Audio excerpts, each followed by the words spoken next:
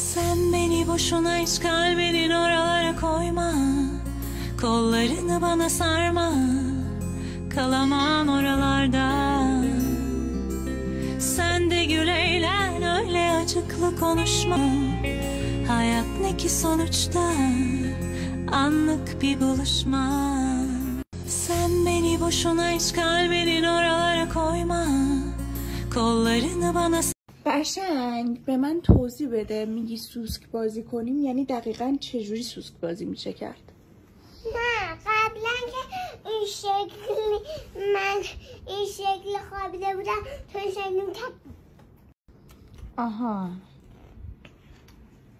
یعنی تو رو اینجوری کنه، آره بوسیت کنه. نه یعنی بخورمه.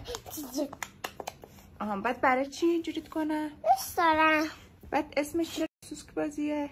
چون که سوسک تو بعد من بهت از اینا میپرسم میمونه دوباره این شکلی کنم بعد این شکلی بگرشی این شکلی میکنه.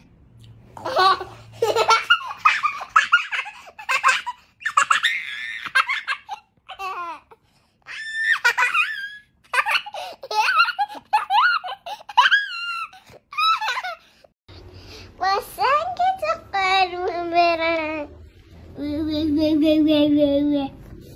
چی قربون بگردم؟ نه چی گفتی به پیشی؟ گفتی چی شما قربون بگردم؟ واسنگ واسنگشو؟